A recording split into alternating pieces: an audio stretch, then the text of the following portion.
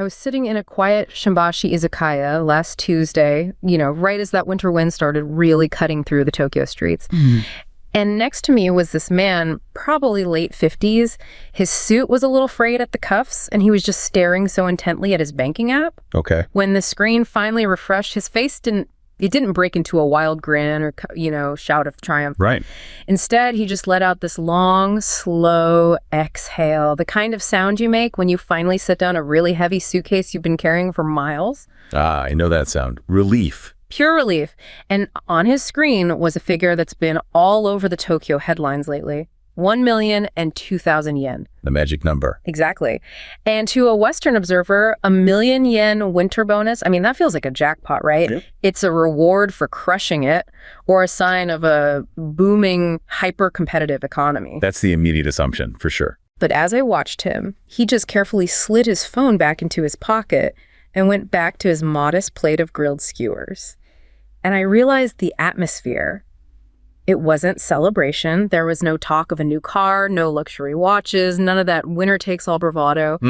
He looked less like a man who had won a prize and more like a man who had just received a certificate of safe passage. The certificate of safe passage. That's a really powerful way to put it. And then just then, the TV above the bar flickered with news of another round of mass layoffs at some tech giant in California. The contrast. The contrast was unbelievable. The reporter was using words like volatility and restructuring. Yeah. The man next to me didn't even look up. Of course not. It was this bizarre, quiet moment. While the rest of the global workforce is bracing for impact, Japan is quietly handing out record-breaking piles of cash. But here's the turn. Okay. This 1,000,000 yen reward. I don't think it's actually about wealth, and it's certainly not about a sudden surge in corporate profit. In fact, if you look closer at where this money is flowing, specifically into sectors like defense and heavy construction, you start to see a much more calculated, almost desperate picture. It isn't a reward for growth. It feels more like a payment for social silence. Social silence. Yeah, it's the material price Japan pays to ensure that, in a world of chaos, nobody steps out of line. So the real question is, why is a country facing a demographic winter and economic stagnation suddenly rewarding its workers more than ever? The answer isn't in a spreadsheet. I think it's found in the price of dignity. That image, the quiet, slow exhale of relief. Yeah. That really captures the essence of what we need to dive into today. You've highlighted the core tension perfectly. Japan seems to be prioritizing stability and, predictable pay at the very moment when global economics is screaming for radical flexibility and cost cutting. Exactly. It feels completely counterintuitive. It does. And the core question is why? When you're facing demographic decline, economic stagnation, intense global competition, right, why maintain and in some cases even boost these incredibly high-value bonuses? Yeah. If we were looking at a Silicon Valley company, the answer would be easy. We'd say it's merit-based profit sharing. Simple. Crushing your KPIs, getting your reward. Exactly. Yeah. But here, that model just completely fails to explain what's going on. So our mission today is to look beyond those Western spreadsheets, beyond the typical market mechanics. Okay. We have to understand the unique social contract that underpins this whole practice and how the bonus acts not just as compensation, but as a critical piece of the nation's social and economic infrastructure. It's a mechanism for managing volatility that doesn't involve firing people. Okay, let's unpack this then. If we strip away all the cultural stuff for a second, what is the fundamental difference between the Japanese bonus system and, say, the performance incentives you find in the US or Europe? In the West, a bonus is often about maximizing my individual short-term output. It's pretty transactional. It is. And that's the key difference. The Japanese bonus system functions as a non-Western social contract. Its primary purpose, really, is to prioritize collective loyalty and long-term social stability over those individualistic, performance-based incentives we see everywhere else. So it's not about me, it's about us. Precisely. The whole system is designed to reject that winner-takes-all mentality. The goal is to bind the employee to the fate of the company, to ensure a collective response to both good times and, more importantly, bad times. And this commitment to stability, it's built on the foundations of the older system, right? The whole framework of a traditional Japanese career was based on time and trust, not just your immediate results. Exactly. That stability is rooted so deeply in the traditional employment structure. which for decades was dominated by the Nenko system. Nenko? Yeah, Nenko. It refers to seniority based on your length of service and, your educational background. So the longer you're there, the more valuable you are. That's the core philosophy. The logic of Nenko is that a person grows and matures over time.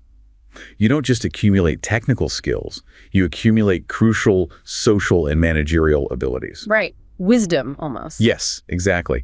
And that accumulation of, let's call it human capital, is recognized sequentially in your salary and your promotions. So the bonus, in this context, wasn't some surprise windfall. It was part of that expected recognition, a function of your maturity and your accumulated loyalty. I think we sometimes forget just how ingrained this is culturally. It's not just a corporate policy cooked up in an HR department. It's woven into the calendar of Japanese society. Absolutely. The structure is deeply, deeply cultural. Yeah. Historically, the summer and winter bonuses aligned with two traditional Japanese gift-giving seasons. Oh, that's interesting. You have Ochigen in the summer and Osaibo, or New Year's gifts, in the winter. These were traditional times for giving gifts to superiors to show gratitude and respect, reinforcing that whole hierarchy of mutual obligation. So the bonus payment just slotted right into an existing social custom. It did. By embedding the practice into these established customs, the payment became structurally linked to the social fabric itself. And that makes reducing a bonus a much more sensitive, shared social event than just, failing to hit a quarterly profit metric. It's not an individual failure. It's an act of collective austerity. Okay, here's where it gets really interesting for me, though. For the employee, the bonus offers that security, that predictability, the certificate of safe passage you talked about. But financially, the bonus system seems like a massive structural advantage for the company. It feels like a brilliant piece of financial engineering hidden under the guise of loyalty. Oh, it's arguably one of the most effective and durable mechanisms for corporate cost control ever devised in a developed economy. Really? For sure. While many employees might see the bonus as guaranteed income, and to be fair, a percentage of it usually is for the company, it's a powerful, instantly adjustable lever for maintaining operational cost flexibility. And in Japan's economic history, with all its ups and downs, cost flexibility is the paramount concern. Always has been. But that introduces a huge contradiction, doesn't it?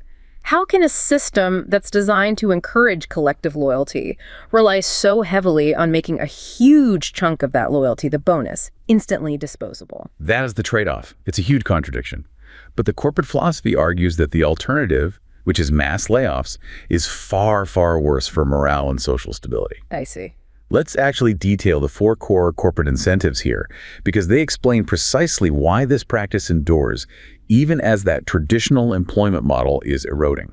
Okay, let's do it. Start with the most obvious one, which has to be financial flexibility and how it relates to base salary. Right. The first advantage is cost flexibility and financial leverage. The overwhelming consensus from managers, backed by decades of labor law, is that the base monthly salary is almost impossible to reduce. You just can't touch it. You can't. Because of strong labor protections and the powerful, even if they are cooperative, structure of the unions.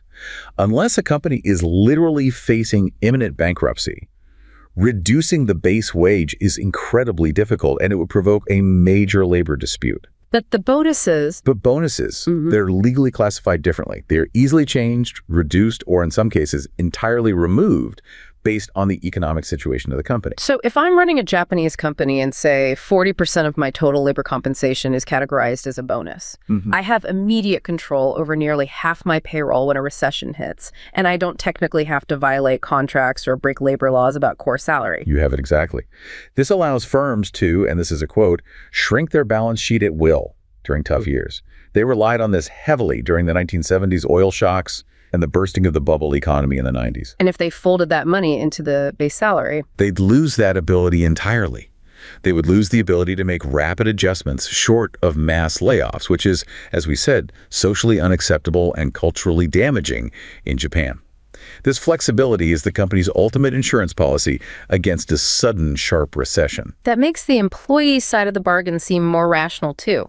You accept the risk of a variable bonus because your guaranteed base salary, however low it might be, means you're protected from the existential threat of a sudden layoff, which is just part of the landscape in the West. That's the trade-off perfectly summarized. It's a trade-off between volatility of income versus volatility of employment. Okay. Now, the second point, This connects directly to the employer's insurance costs. It's a bit technical, but it's absolutely critical for understanding the long-term cost savings built into the structure. Yeah. We're talking about the Standard Monthly Remuneration, or SMR. Okay, let's go deep on SMR. How does the bonus structure manipulate this standard monthly remuneration for the company's benefit? Right, so this is what some people call the pension and health insurance trickery. In Japan, the company's share of pension and health insurance contributions is tied to the employee's SMR, which is basically their average monthly base pay. And the employer has to match the employee's contribution. Exactly. So keeping that SMR figure as low as possible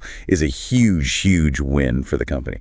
So if my total pay for the year is 10 million yen, but 4 million of that comes in two big bonuses, my SMR is only based on the 6 million yen base salary spread over 12 months. That's the simplified idea, yes. By structuring pay with a lower base salary and these large biannual bonuses, the SMR stays artificially low for most of the year. For 10 out of 12 months. Right. The SMR calculation might only be inflated during the 2 months you get a bonus. Or sometimes, depending on how they're structured, the bonuses can be fully excluded from the calculation. So for the other 10 months, the employer saves a substantial amount of money by matching a much lower SMR. Let's put that in stark contrast to the West. Say an American worker makes $100,000 a year and $20,000 of that is a Christmas bonus. That employer is still paying the full Social Security match every single month based on the full expected annual salary. Correct. But in Japan, because of how SMR is calculated based on the monthly wage, the company only has to match the lower base wage for 10 months. That drastically shifts the Social Security cost burden away from the corporation. It is a phenomenal structural subsidy for the corporation, hidden in plain sight. And it's a critical reason why companies will fiercely defend the bonus system, even if they're not fans of the seniority wage part. Okay, what about the third financial incentive? This one is tied to overtime, right? For firms that demand long hours. And a lot of Japanese firms historically have. This must be a gold mine. It is. The third incentive ties directly to overtime calculation. For any company with high overtime demands, the bonus system can cut the effective overtime rate significantly. We're talking potentially by 40% or more. How does that work? It's because the labor law often dictates that the hourly rate used for time and a half or double time, it has to be calculated based on the normal monthly wage. Ah, I see it now. If that huge bonus amount doesn't count toward the normal wage used for calculating overtime pay, then the worker's effective hourly rate, the one used for overtime, is much, much lower than if all that money had been folded into their regular monthly salary. Precisely. Let's use a simple example. Say a worker gets $60,000 a year, but only $36,000 is base salary and $24,000 is bonus.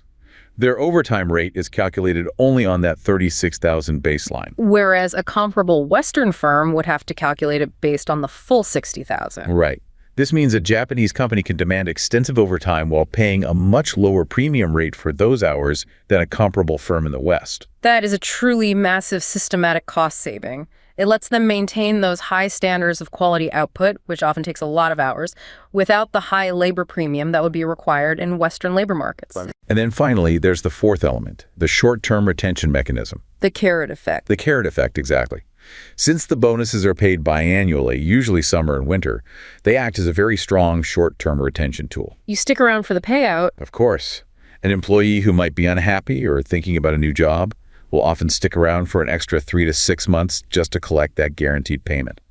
This smooths out talent retention, it reduces turnover costs, and it allows the company to plan its internal restructuring on a biannual cycle, rather than dealing with unpredictable attrition. It's a cheap, structured way to keep a steady workforce. It binds the employee to the company, at least until the next big payday. Wow.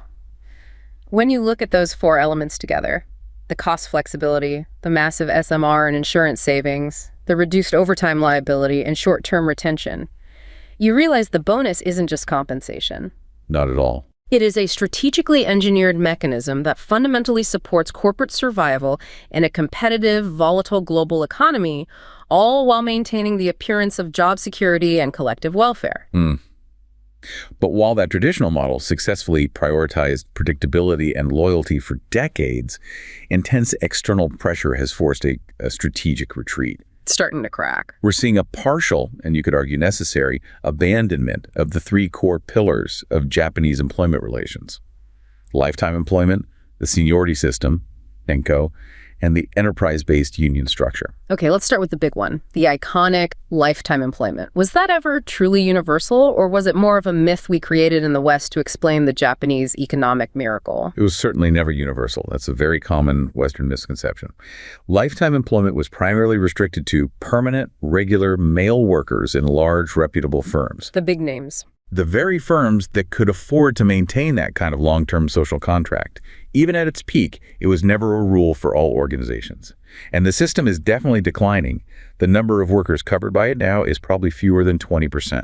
So for a young person entering the workforce today? For the modern Japanese worker, the assumption of lifelong employment is more of a historical legacy than a practical reality. And the main tool companies used to chip away at the edges of this commitment was the dramatic rise of the non-regular worker, right? Absolutely crucial. The rise of non-regular and part-time workers has been a tectonic shift. We saw the total ratio of non-regular workers skyrocket from about 21% in 2000 to nearly 35% by 2003. Wow, in just 3 years. A huge jump. And this wasn't an organic shift in preferences. Yeah. This was overwhelmingly driven by companies needing to slash labor costs and respond flexibly to business fluctuations. And these non-regular workers, they don't get the same deal. Not even close. They often receive lower pay, fewer benefits, and almost no bonus. By hiring them, companies bypassed all the protections and commitments afforded to their regular, permanent staff, which reduced their long-term training costs and labor rigidity. So the economic logic here seems pretty simple. Companies are facing rising labor costs because their regular workforce is aging, which is the natural outcome of the seniority system. Right. And at the same time, they're facing intensified global competition that demands Western-style efficiency. This tension has to be what's explaining the shift toward performance-based metrics, where age and loyalty suddenly become liabilities, not assets. That is the perfect summary of the internal conflict. Employers argue pretty vehemently that their seniority-based wage system, the Nenko system, is simply unsustainable against the background of global competition. I can't afford it anymore. They argue they can't. It results in exponentially rising costs for older workers who are highly compensated, regardless of their actual output, making labor administration rigid and high wage levels very difficult to maintain. And we saw some high-profile companies make pretty radical moves to address this. We did. Companies like Hitachi LPD responded very radically. They became a kind of poster child for this shift. What did they do? They abolished the seniority-based wage system entirely in April 2004. They moved squarely to merit and performance-based systems for both their managerial and non-managerial employees. A huge change. The intention was clear. Cut costs and enhance productivity by rewarding ability and achievement rather than just age and tenure. However, this move has had severe and often unintended consequences on the social fabric of the workplace. What are the direct consequences then, when you inject this competitive, individualistic performance metric into a society that's founded on collective harmony and deep respect for age and tenure? Well, the primary consequence is the destabilization of the senpai-kohai dynamic. The senior-junior relationship. Exactly. This is the fundamental cultural value that underpins basically all Japanese social interaction. The relationship between a senior, the senpai, and a junior, the kohai.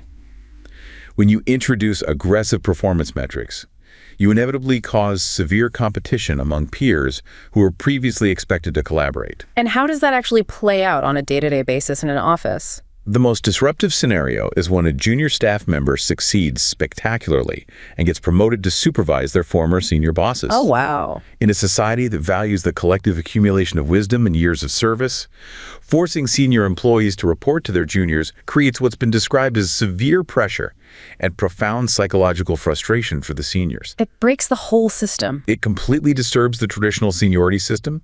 It breaks the fundamental promise that time served guarantees you status. That must be psychologically devastating. I mean, imagine working for 25 years under the implicit assumption that your loyalty and your time will grant you security and status, only to have a subordinate who's 10 years younger than you become your manager, just based on short-term quarterly results.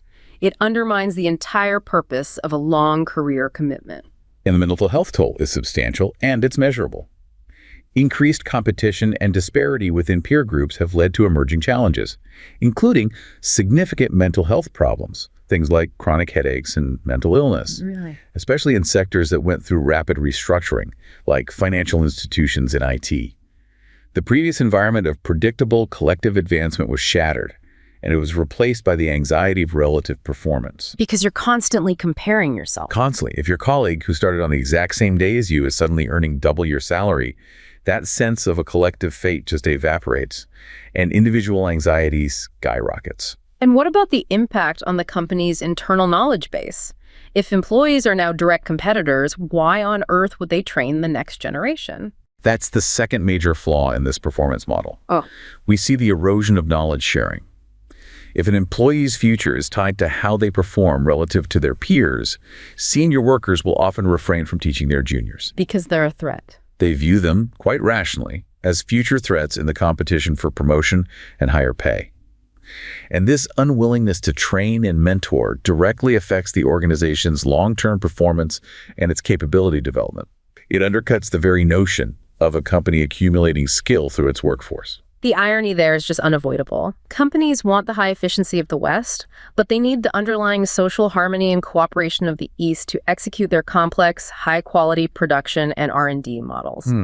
They end up sacrificing their greatest long-term asset, that collective institutional knowledge, for short-term wage savings. Yep. Exactly. Even as these companies are desperately seeking highly qualified, creative people, the very people needed to drive R&D and future growth, the shift away from predictable stability introduces chaos and interpersonal anxiety that the traditional Japanese system, built on the ideals of teamwork and the NG or family framework, was specifically designed to prevent. Right. Management wants an entrepreneurial spirit, but they risk creating an environment where employees are fearful, introverted, and wary of sharing knowledge, which is a direct contradiction of what drives successful collective innovation. There's this constant push and pull, and it requires this incredibly careful management.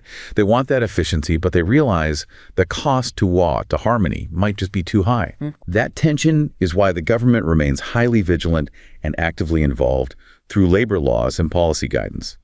It's a constant effort to manage that transition and mitigate the worst excesses of Western-style competitive capitalism, trying to find a multi-valued management approach that encourages diversity while still preserving a functional, high-trust workforce. And this brings us right back to why the bonus remains so important. This connects the bonus system back to the broader national strategy. We've established that the bonus provides immediate corporate flexibility, but it also ties directly into the government's role as a kind of guardian. A guardian. And this guardianship isn't accidental. It's a focused strategy on maintaining social and economic order through policy, through laws, through regulations, even as market pressure necessitates deregulation in some specific sectors. And this national goal is about protecting the stability of the workforce, making sure the country can strategically cope with its own domestic demographic changes and also international geopolitical pressures. Yep. This proactive guardian role, with extensive labor legislation like the labor standards law and the trade union law, it seems fundamentally different from the minimal regulatory philosophy you often see in markets, driven purely by shareholder value. It is a critical structural difference. No.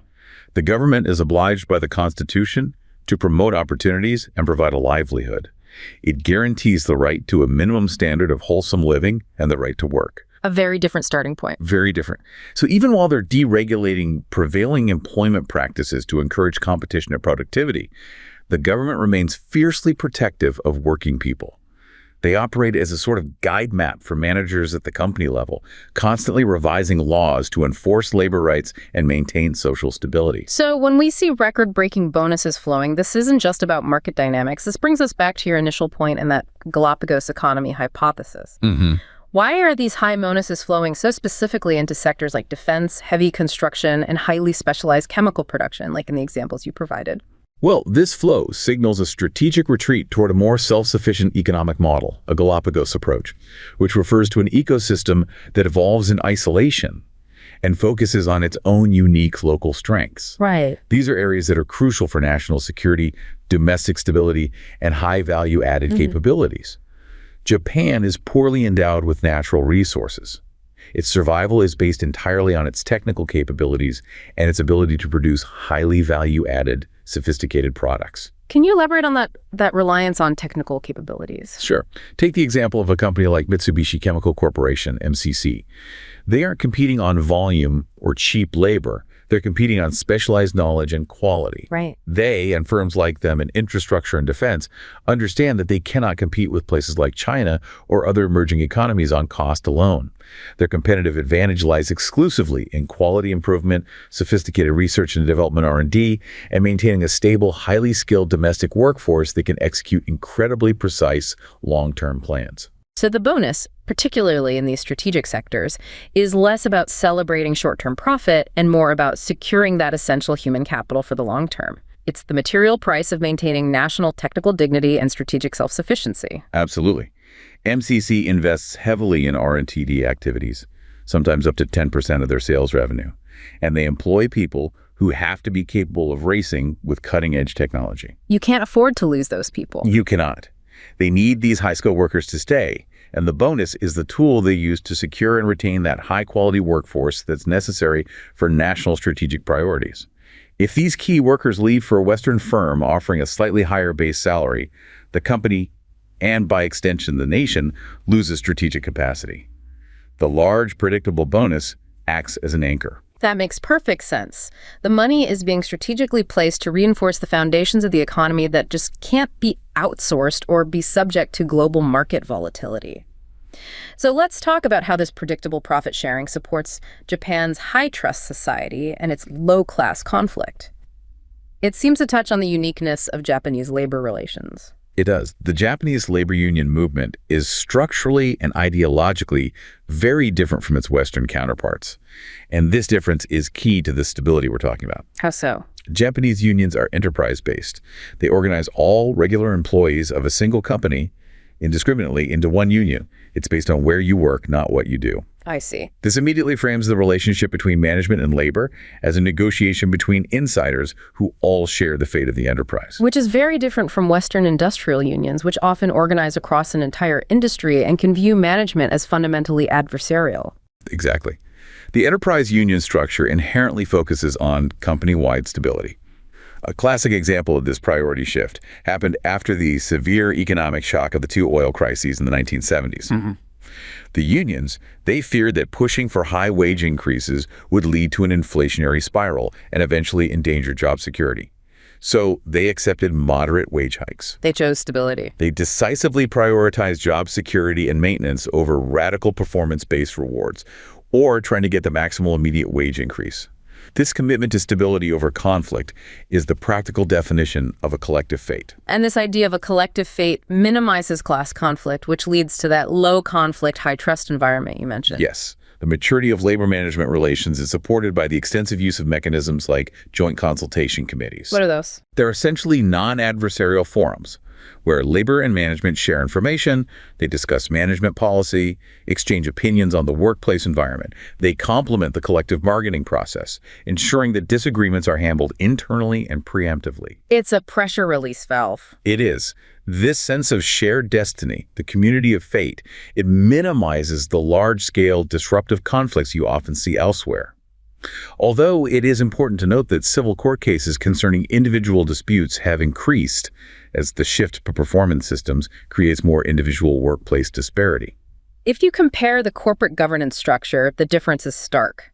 We touched on how Western firms are driven by outside shareholders looking for quarterly returns. Japanese firms, by contrast, are often, employee-owned in spirit, focused on long-term growth. That difference is absolutely vital to the survival of the bonus system. While Western firms are often hostage to the stock price and short-term quarterly results, Japanese firms typically focus on long-term growth, stability, and market share. They play the long game. They engage in long-term planning, often spanning decades. They invest heavily in R&D to uphold company value. Their corporate goals are often phrased in these philosophical terms, like Sony's long-standing mission to explore the unknown. This inherently long-term horizon is only possible when it's supported by stable employment relations, which the predictable bonus system helps reinforce. So the bonus is really the material mechanism that reinforces the ECI, the family or kinship framework within the corporation. It helps foster that feeling that we are all sailing in the same boat. That analogy is perfect. When the economic boat hits rough seas, the company reduces the bonus, a shared collective sacrifice, rather than throwing individuals overboard via mass layoffs. This willingness for the workforce to accept collective hardship in exchange for job security is what makes them accept slower change and that collective fate model.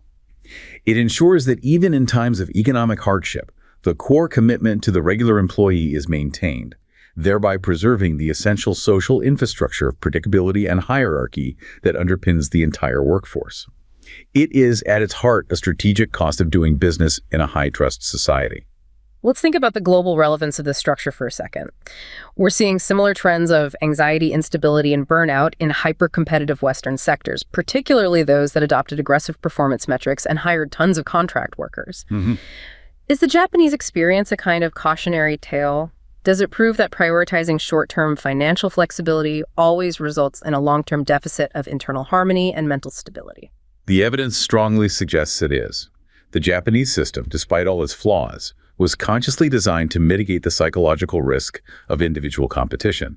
And when they did adopt performance-based metrics, the social costs, the rise in mental health issues, the destruction of the senpai-kohai dynamic, the knowledge hoarding, those were immediate and they were severe. So there's a real cost. It suggests there is a non-monetary cost of volatility. The Japanese system calculated that the cost of managing individual anxiety and maintaining social cohesion was worth the financial rigidity of having a higher base payroll. The bonus system is their attempt to have their cake and eat it too. The flexibility of Western capitalism without the social devastation of mass layoffs. So to summarize our deep dive here, the Japanese bonus is far more than just compensation. It's a critical piece of the nation's strategic infrastructure. It serves simultaneously as a kind of corporate flexibility insurance, allowing companies to adjust their labor costs rapidly without breaking laws or the social contract regarding base salary. And more profoundly, it is the cost of managing competition, of mitigating the psychological risk that's inherent in performance-based systems, and reinforcing a uniquely Japanese social order against the volatility of the global market. So that quiet, slow exhale we witnessed in the izakaya that night, it wasn't a celebration of booming, hyper-competitive success. Not at all. It was a confirmation that the foundation of Japanese society, predictable security and mutual commitment, had held for another season. It confirmed safe passage. It's the price paid for collective stability when the cost of individual anxiety runs too high. And the structure of payment really does reveal the true priorities of a culture. In Japan, the structure of the bonus system demonstrates that preserving wa or harmony and continuity in employment remains a financial and social imperative, even if that reality sometimes defies the logic of global competitive capitalism. You know, what stands out when you look at Japan's sustained commitment to this system is the underlying philosophy. They seem to view stability and social harmony not as just desirable outcomes, but as fundamental necessities for economic productivity. In an increasingly polarized and volatile world, the Japanese bonus system is this materialized reminder that sometimes the cost of national peace is simply worth more than maximum quarterly profit.